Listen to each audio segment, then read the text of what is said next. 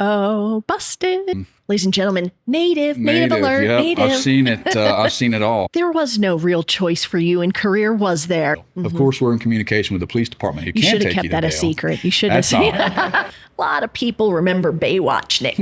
And secret for all those people who are wondering where the best beach is that isn't as crowded, I believe he just told you. That's right. Yep.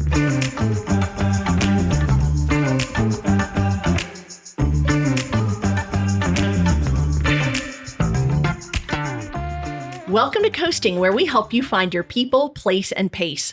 Sun, sand, surf, and not a care in the world. That's what draws millions of people to Myrtle Beach every year. But that feeling doesn't just happen.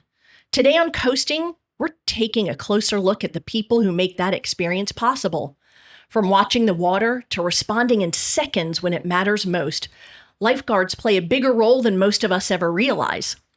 And along the Grand Strand, there's an entire team dedicated to keeping one of the busiest beaches in the country safe. I'm your podcast host and local Myrtle Beach area realtor, Celia Klein. It's time, we're coasting. Hi, everyone. Welcome to Coasting. We are learning all about the Myrtle Beach, South Carolina area on this podcast and how to find your people, place, and pace. I've got my co-pilot, Aunt B, with me. So Pollen has thankfully vanished. It is not acting like the volcanic eruption that it was everywhere. The grass has come out of dormancy, and that means, are you ready? It's beach time almost, and we are super excited.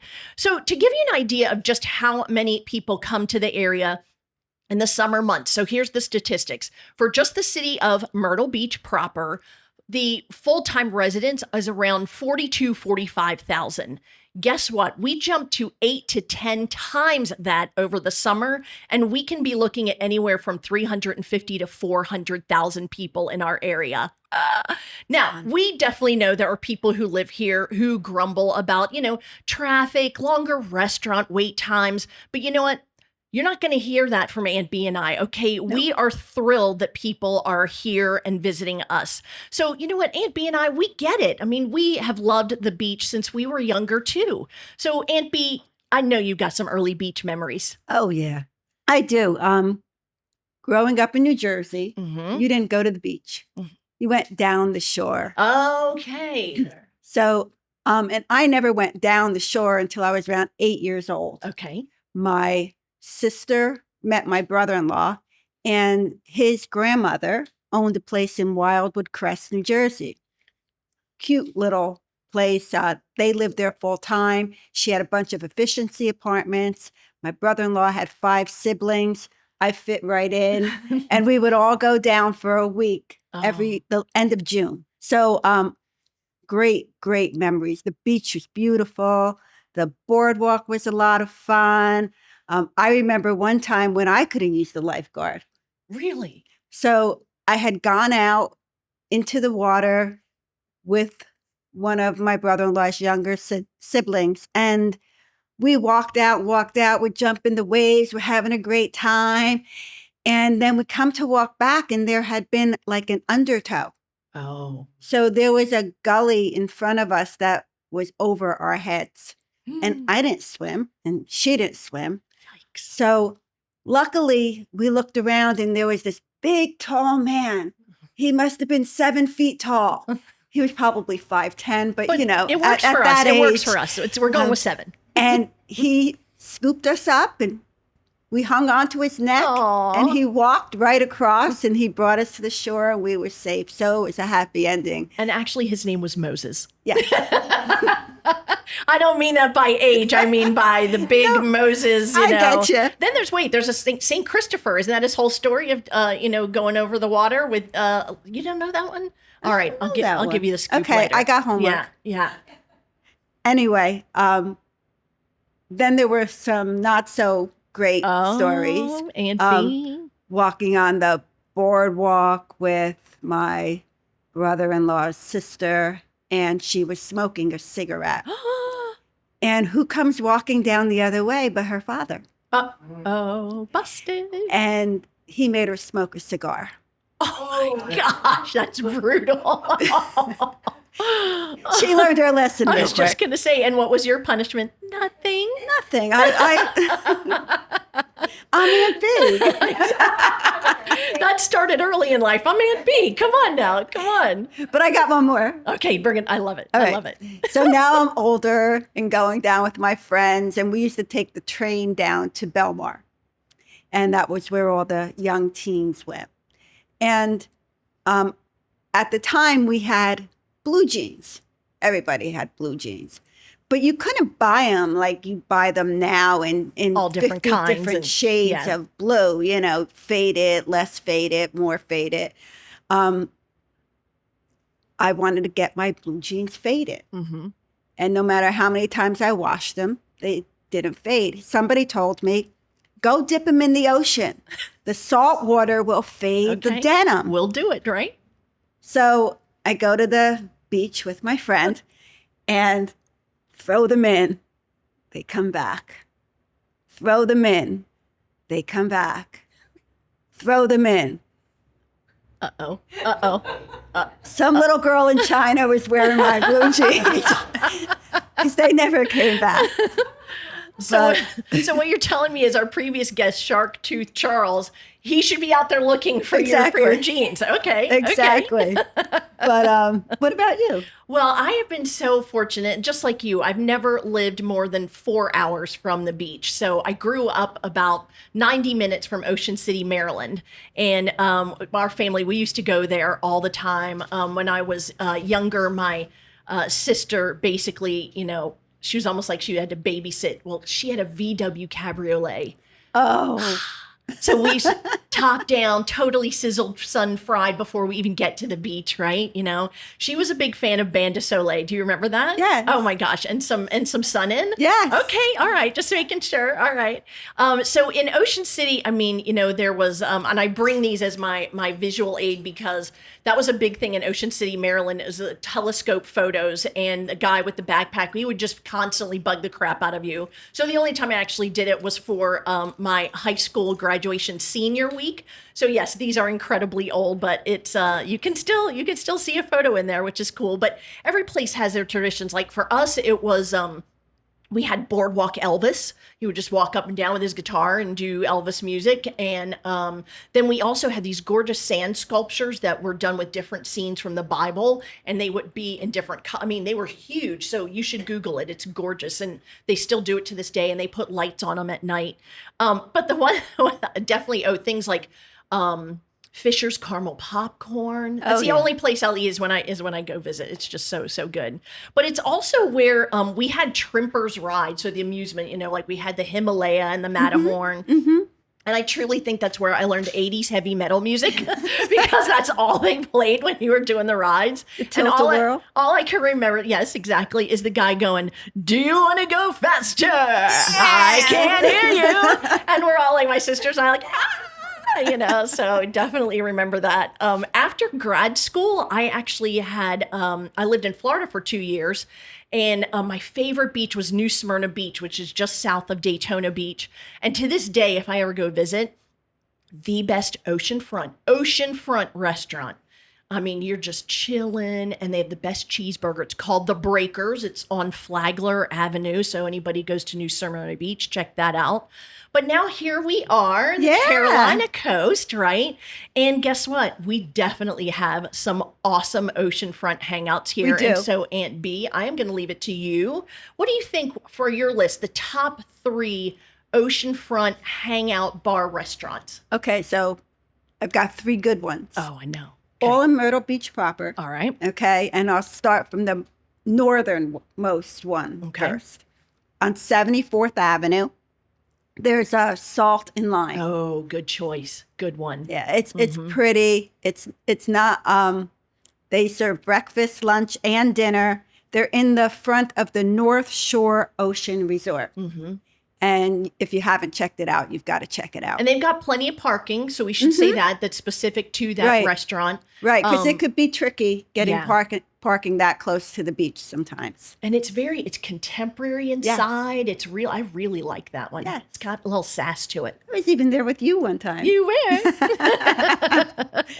But then coming down a little bit, on 30th Avenue, there's the sea captain's house. And that's the view that I really love. Yeah. They've got beautiful palm tree right in front. They've got outside seating. So if you go, get outside if you can. Mm-hmm. Ask for Julie. She's my favorite waitress. Okay. All right. And they've got a bar outside. You could sit outside at the bar Mm-hmm. too. And it's really, really nice.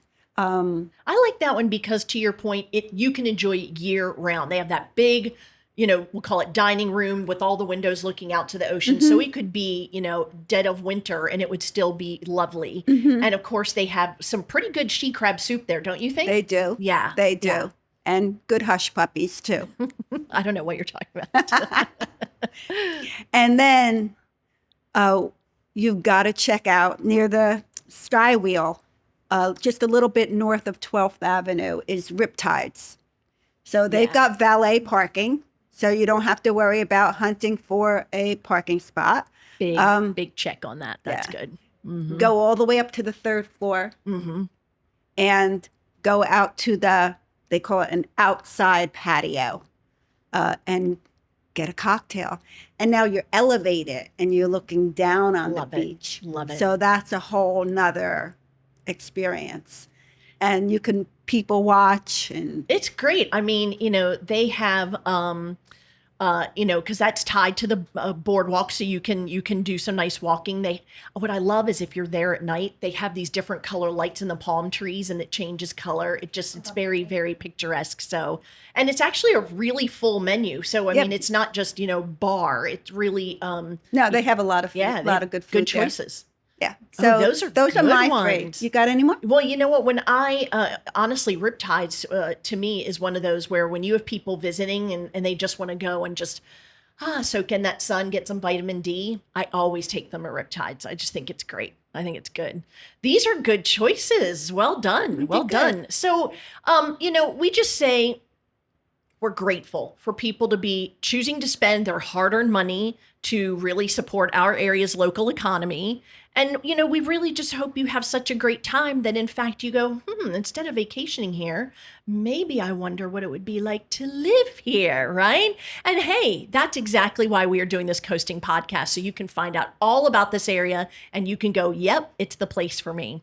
So now here's a good one. So our guest today is covering a topic anyone who enjoys the beach will actually find really interesting. It's the role of the beach lifeguard.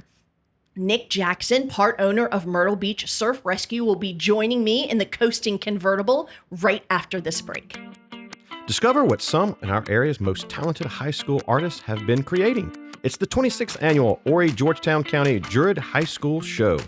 Every year, museum visitors look forward to the vibrant exhibition showcasing the incredible creativity, imagination, and skill coming out of our local visual arts program.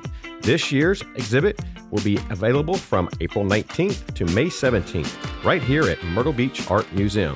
You'll see a wide range of media on display, from painting and photography to sculptures, ceramics, fiber art, and more. For these young artists, it's more than just an exhibition. It's a rare opportunity to experience what it's like to show their work in a professional museum setting and to take the first steps into the world of exhibiting artists.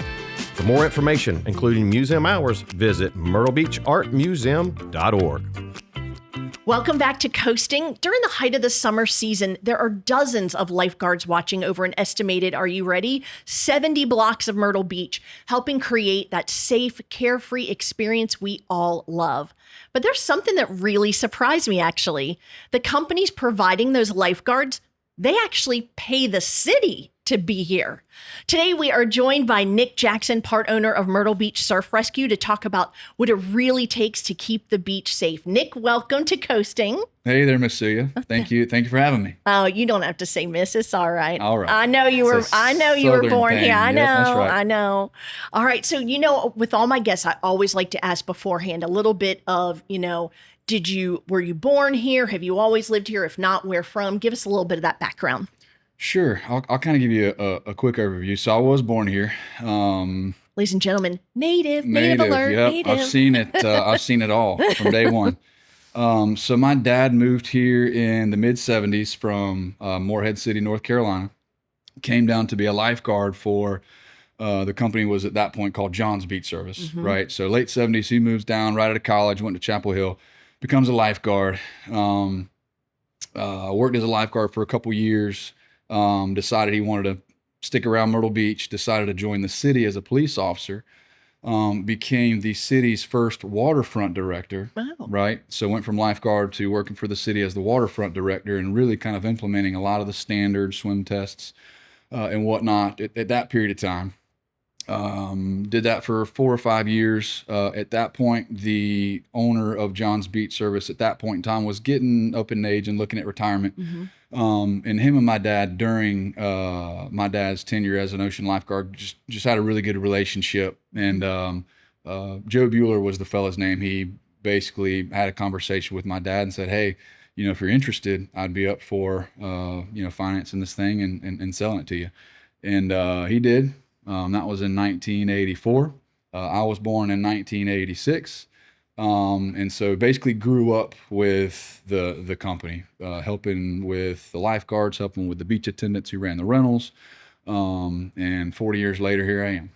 And so there was no real choice for you in career, was there, Nick? We were indentured servants, 1,000%. And it's funny because I kind of, I looked at it with some like disdain and some like frustration at that point in time and didn't really realize the blessing that it was. I mean, a lot of days it was just a burden. I mean, I can remember waking up before school at busy points of the year. For instance, Easter, spring break is busy for us.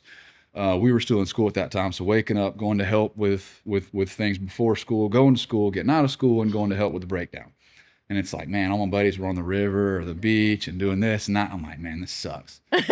So, but it comes full circle. Now I love it. I mean, I really would not choose to do anything else in the world. So it came the right way. I think it's, to go back to, meanwhile, here you are in school and probably you have several buddies who are like, oh, that lifeguard thing, it's so cool. It looks so cool. And you're like, nope. Yeah. If you were to ask them, I definitely bribed several of them. Of course, we had our high school late, staying up too late. Come on, Nick, come out. I'm like, dude, I got to wake up at 6. And I was like, all right, I'll stay up if you'll come help me.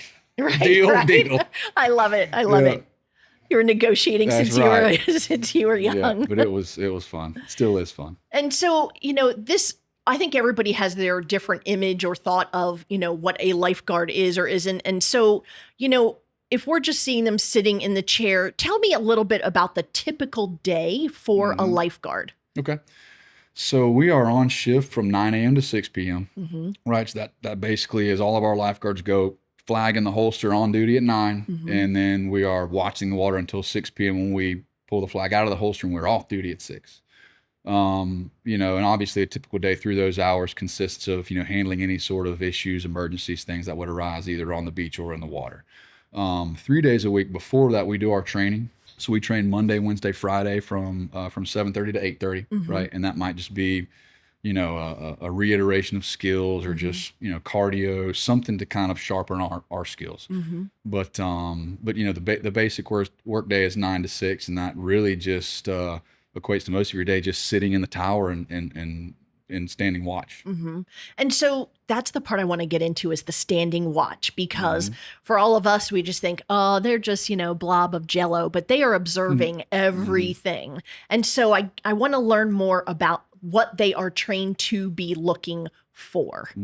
It's a pretty extensive process before we put a lifeguard in the tower. We really look for a history in open water life saving, right? And if they can have a history in competitive swimming or some sort of water sport, water polo or something like that, that's even an added benefit, right? I mean, we hire about 60 lifeguards each year to satisfy about 40 towers throughout the summer.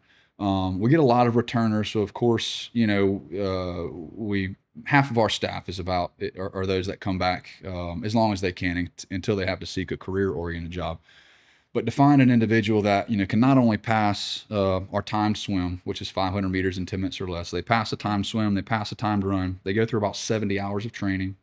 If they've got previous open water experience, that's a plus. If they've got previous competitive swimming, that's a plus. But it really comes down to mindset as well. It really, and that's the kind of thing that we like to dig into, because just because somebody can pass the swim or pass the run doesn't necessarily mean they're going to be a great lifeguard, right?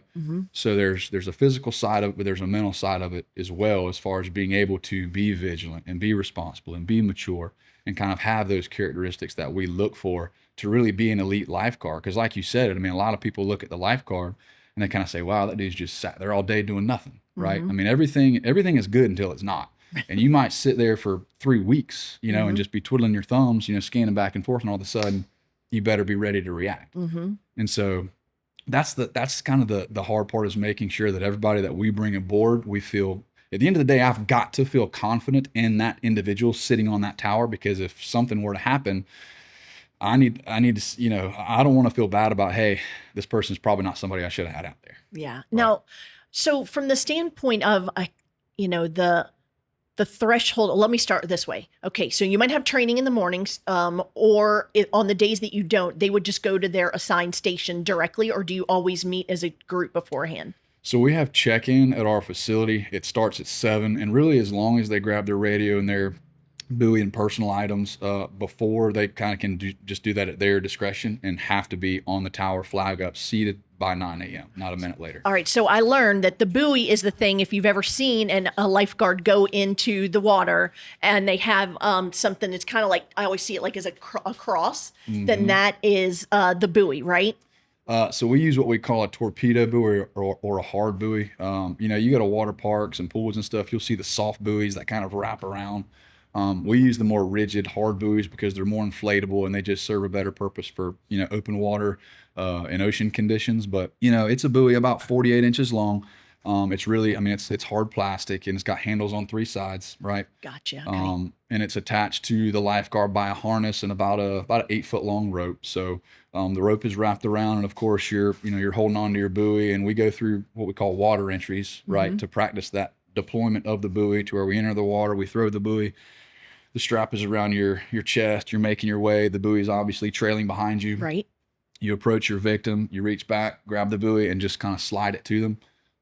Most rescues, you're going to have an active victim. Most of the time, most of our, you know, rescues, they're able to grab a hold of the handle, and you're able to communicate with them and say, hey, okay, you got it? Yeah, I got it. Okay, let's go. So, you know, that grab handle is sufficient. You know, passive victims, there's maneuvers that we use to get them on the buoy, because of course they're unconscious. But that hard buoy, torpedo buoy, is our main kind of selection as far as, you know, from a rescue standpoint. And so, okay, so I'm going to go back to, there's so many different things I want to cover.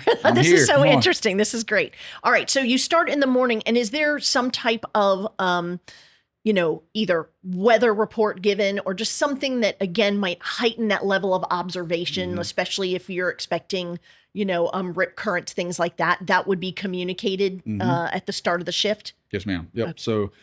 So we use, we've got a couple different internal messaging services that we use. We've all got 2-way radios as well, right? But normally first thing in the morning at about 8:30 or you know, 8:45, I'll send out a message which basically has, you know, kind of the basics from the National Weather Service, you know, wave height, water temp, conditions, you know, every kind of a snapshot of what you need to know, any sort of weather that may be forecasted for the day.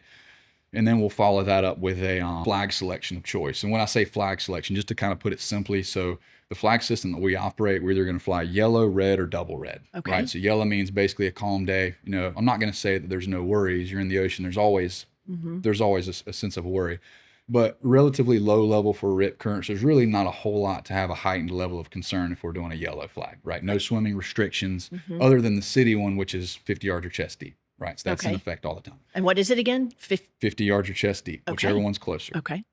And that's on any given day.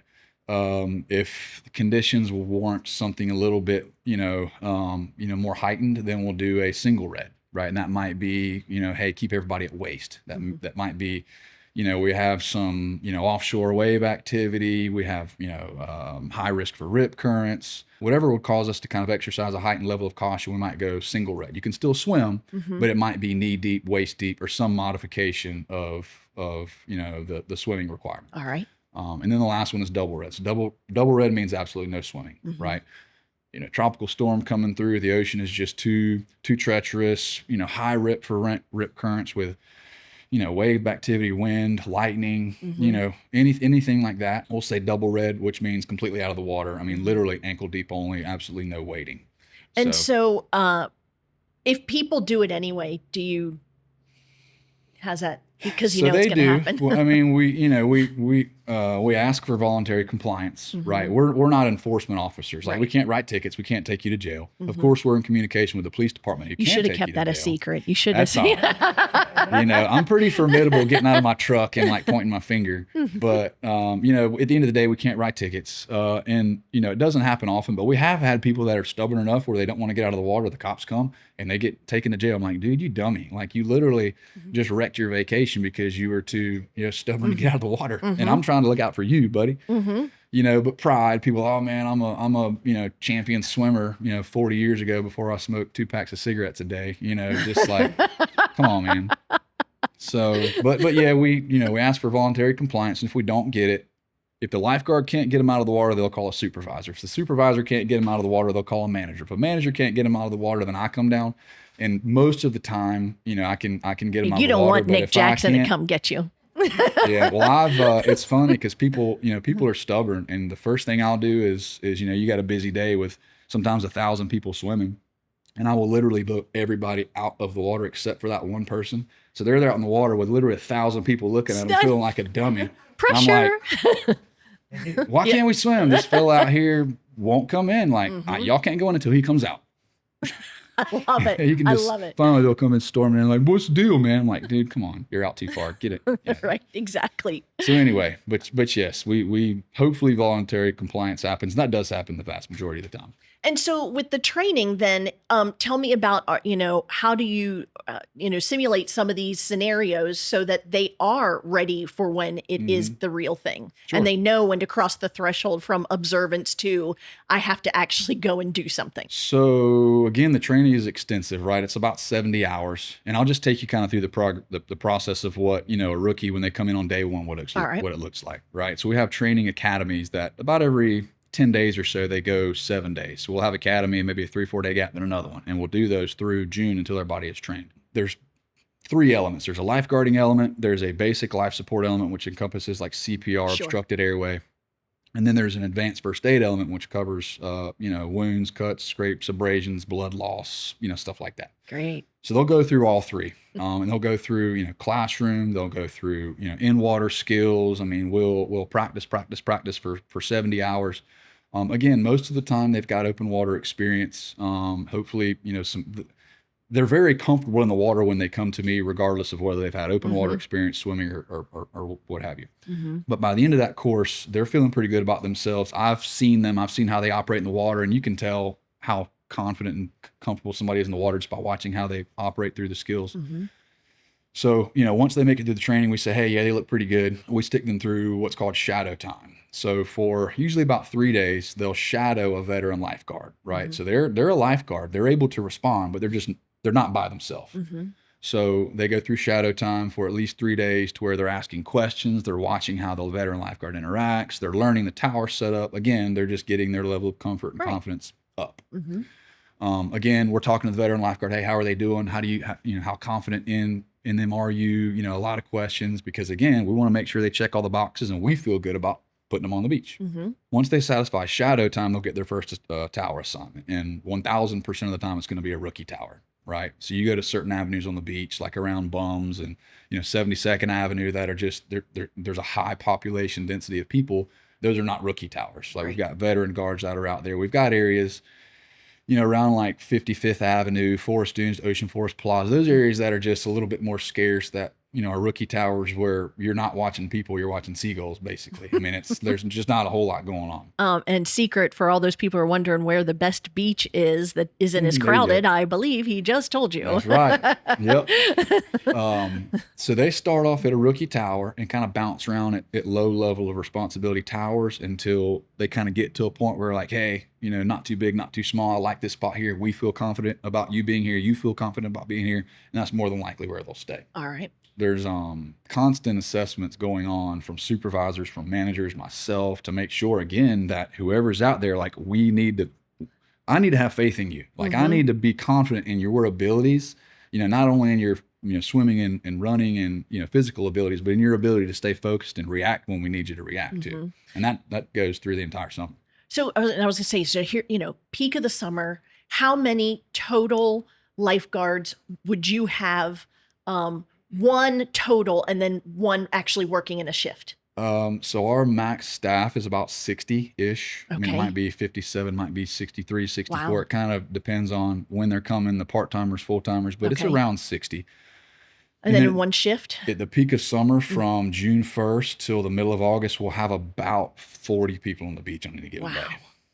Okay, so here's the next question. If I'm you, I'm totally stressed out because where am I going to find these people? Because that is such an elevated skill set that, how of these around 60-ish, how many are veterans? About half. Okay. It's All usually right. about More than I half. thought. All right. Yeah, anywhere from 30. It depends on the year, of course, but anywhere from 30 to 50%. And that helps, right? Because you got people that know the system. They don't have to go through rookie academy. Exactly. Right. They go through a little bit of training at the beginning, just kind of as a refresher. But, if their certs are still current, then they can, if they show up on April 14th, then April 15th, I can put them in the towel. So nice. where in the world are you finding the other 50%? So we've kind of developed several different resources that we utilize. The social media has been huge, right? Good. Our social media presence has really inflated dramatically over the last couple of years. Mustard Seed Media, I'll do a little plug in there. I'm not sure if that's allowed, but a good buddy of mine, Bryce and Sierra, they're awesome people.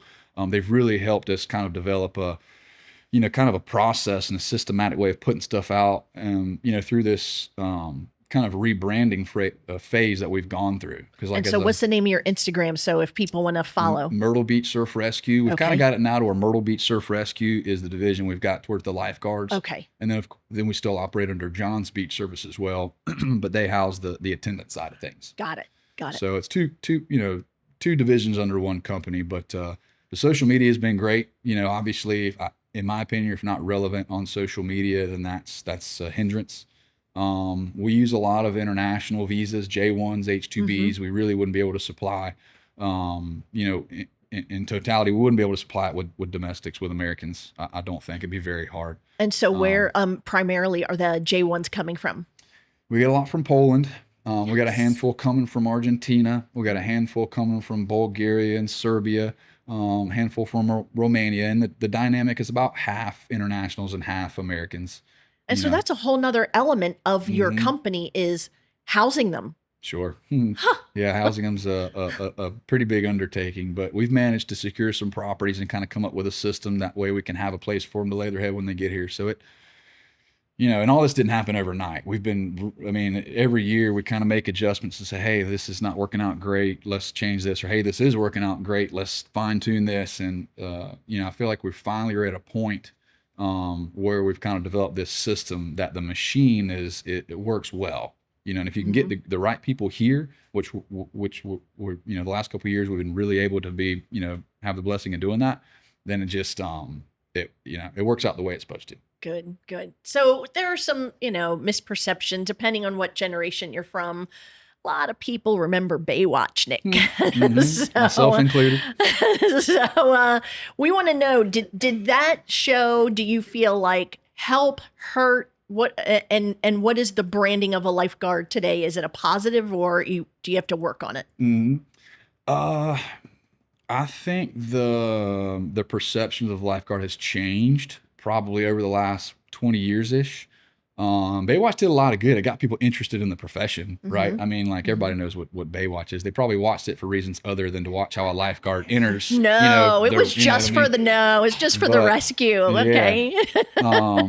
But I think it really kind of put lifeguards on the map, right? It made this profession oh, cool, man. Kind of started the conversation I want to be the lifeguard. It made it cool. It made it kind of, appealing. Now, did it make it professional? I don't know. Maybe not. I've been doing this my whole life. So I started as an actual lifeguard when I was 15. I'm 40 now. So 35 years of being in a professional capacity.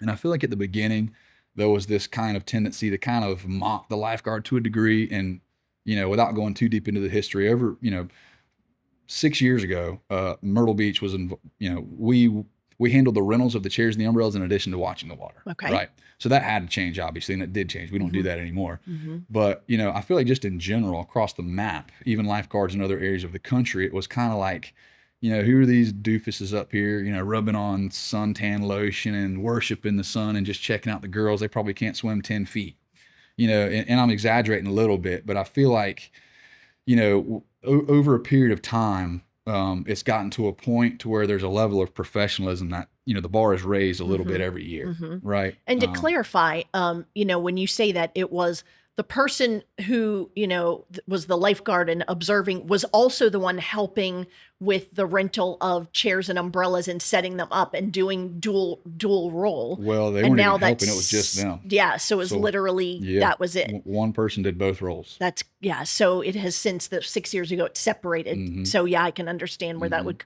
definitely make that change. Absolutely. So, you know, is there anything that you would say for the people, the beachgoers, that, you know, you'd just be like, man, I wish they knew about the world of lifeguards? I heard that chuckle. Yeah, there's a lot that goes into it, you know, and it's and this is not just lifeguards. I think in general, you know, police officers, firefighters, it's kind of a thankless job.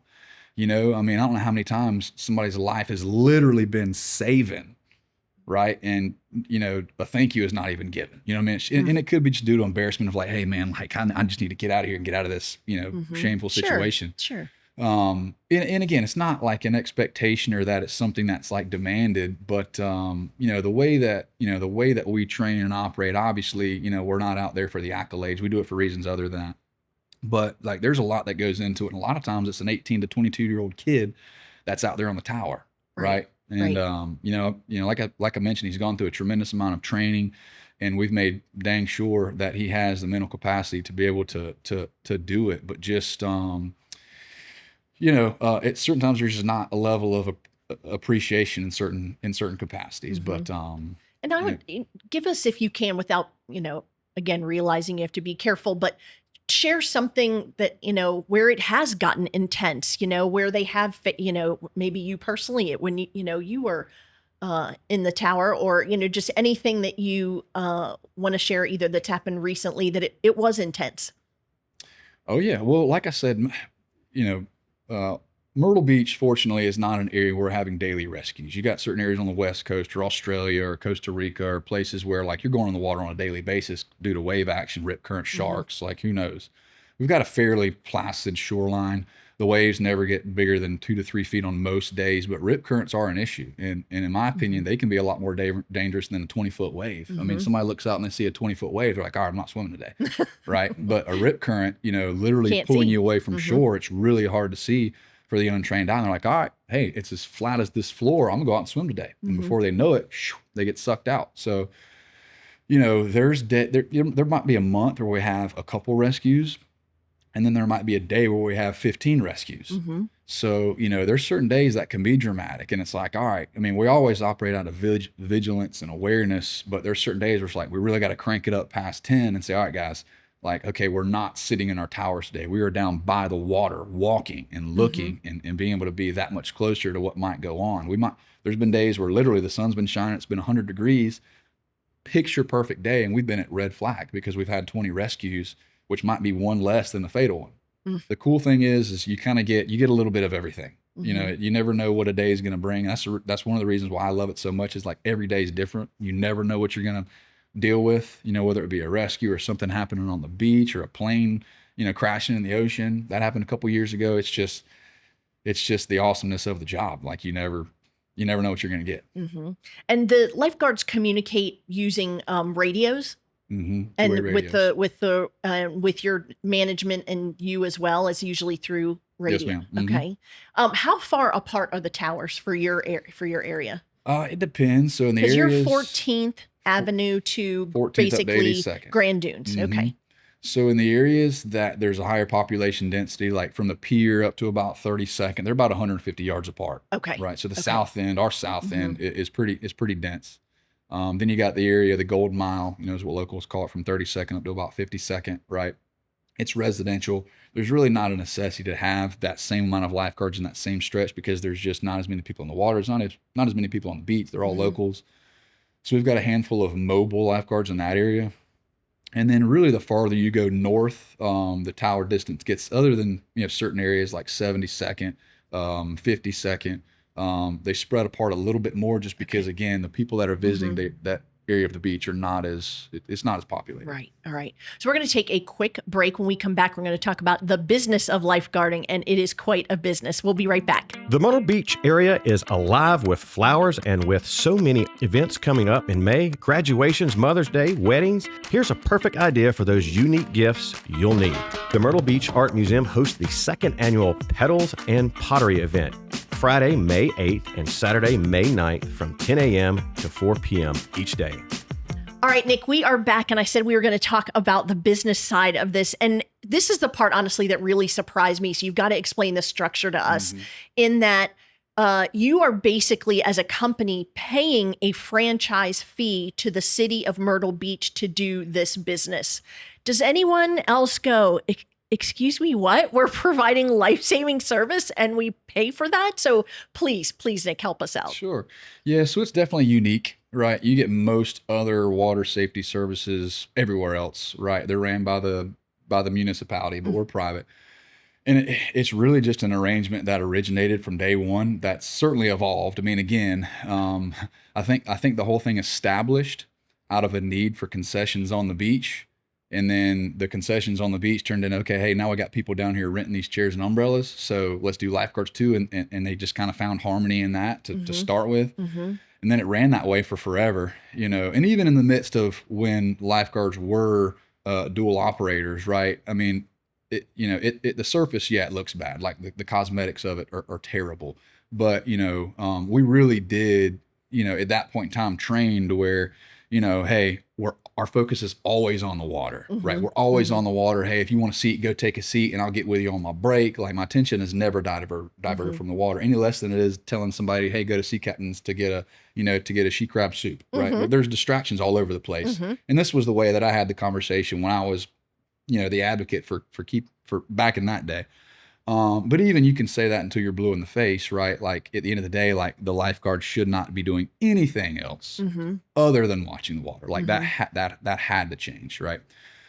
But the relationship with the city is certainly, like I said, unique. And, I think it's one of those things where it benefits both of us, right? I mean, we get the added benefit of having the chairs and the umbrellas and running that service. And in exchange, they get a water safety service. And yeah, it's unique, but it works, and it's been going that way for a long time. Right. Well, and for those of you visiting the beach, can I please just say, now you know why it is incredibly important for you to rent those chairs and umbrellas, because without that, we don't get the life-saving service from the lifeguard. So definitely make sure you are doing that. And I do hear they accept tips. I'm just saying, okay? All right. So, to your point, I think, you had said earlier about how after a while, with your recruiting, your training, et cetera, you get in this groove. But I think you told me this contract, if you will, renews or is up for renewal every 7 years. Is that right? That's correct. Yes, ma'am. So tell me what you have, is that a big presentation, or do you just go, oh, it's Myrtle Beach Rescue. Well, you're good for another 7. No, it's a pretty formal, sequence of documents that have to be put together. And a lot of it is just based off of history. And it's a resume, basically.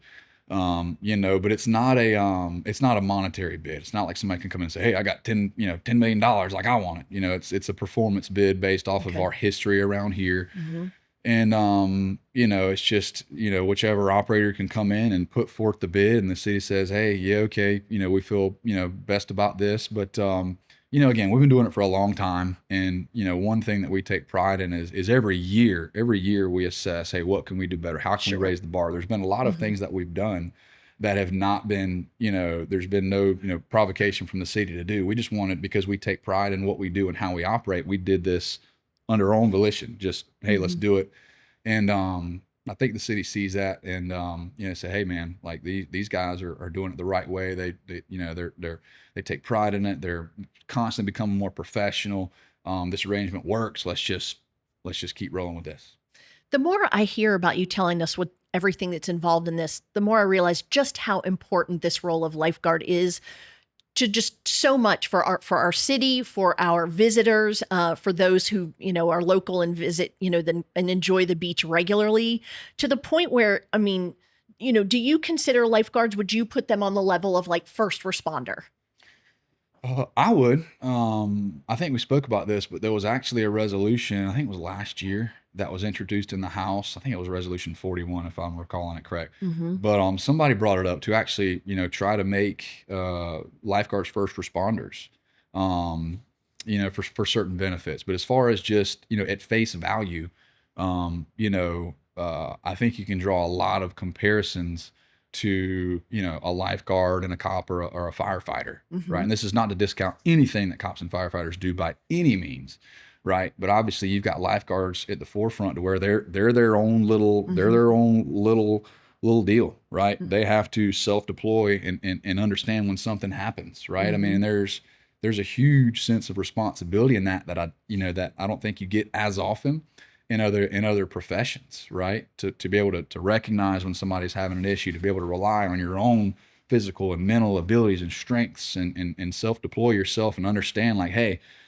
if I haven't trained hard enough, if I don't understand what's going on well enough, like if I don't get there fast enough, this person's gonna die.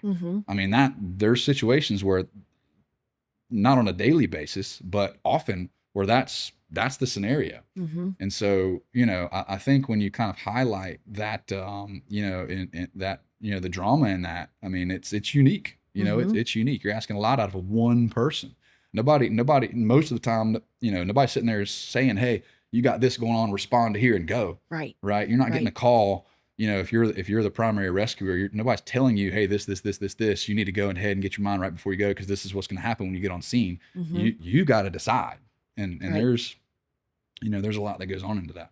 So, I mean, I can definitely hear the pride in what you do and how important it is. And so you said you've been doing this now 35 years, and I don't think Dad's making you do it anymore, Nick. No. So my question to you to end this is to really ask, why do you keep coming back and offering and being a part of leading this service? I'll have to correct my statement earlier. That was my fourth grade math coming in. I said I was 15. I've been doing it for 35. So I'm 40, not 50. So okay. All right. Making me nervous over here, Michael, the producer, will in fact change that for you. Okay. You can be whatever age you want, Nick. But I mean, basically from the time I could walk and carry chairs, like I was out there around and doing stuff. So probably 7, 8 years old. I was on the beach helping my dad run stuff here, talking with the lifeguards, doing whatever I could to just be around it. At 15, again, I became a professional certified lifeguard. And now here you are. Been doing it 25 years later. Yeah. So yeah, I'd say over the last probably 4 or 5 years, I've kind of really found kind of an attraction toward really just engaging with the people that come. You know what I mean? I've got 4 young boys, and I really enjoy just kind of being a mentor, whether that be physical, mental, spiritual, however. Like I'm rewarded by people that come and just see it for what it is. Like not all people are going to come and say, man, I got so much out of this. It's such a rewarding experience and respond the way that you want them to respond. But a lot of them do. And they're like, dude, I really appreciate and something I look back on for a long period of time. Like, I had this job interview with this huge company and all they wanted to talk about was my tenure as a lifeguard. They could care less about my 4.5 GPA and this. They just wanted to talk about what it was like for me to be an ocean lifeguard. So I think for a lot of people, it's something they do and it sticks with them and it pays dividends for a very long period of time because it's a character builder. Like if you come down, like whether you're dealing, whether you have some rescues or dealing with, an issue on the beach where somebody's screaming at them over a private umbrella or whatever, it's going to build character in that person. And when they come here for the right reasons and see it for that way and they grow, they leave here in what I would hope being like a much sound and better individual to continue walking through life with. Well, I hope that in listening to this interview, you are understanding this wonderful balance of those of us who are coasting, when we go to the beach, not a care in the world, we are not worried, balanced with someone whose absolute job is to make sure that your memory is one that you have that's positive and good about your visit to the beach. So I don't think we realize just how much we need to be appreciating this service along our coastline. It's just, we definitely don't think about it nearly enough. So I just thank you all so much for joining us on today's episode of Coasting. Hey, maybe all this talk about beach has got you thinking, maybe I should make the move to Myrtle Beach. So guess what? I am a local real estate agent. So if you are interested in learning more, you can find my phone number at the end of this broadcast. Thank you again for listening. And as always, keep it coasting. Golf carts are kind of a big deal around here. They build houses with golf cart garages on them. And there's a reason why they do. Call me if you'd like one. If you've ever tried to vacuum sand out of a car, I mean, anything to avoid that. And if you can say that 3 times really fast, the Coasting Podcast will give you a prize. This is how we coast, people. This is how we do it. The executive producer of the Coasting Podcast is Celia Klein. Producer is Michael Lehman from Frame Waves Visuals. The opinions expressed here are solely those of Celia, Aunt B, and any special guests. Good news. Agree or disagree? You have that liberty.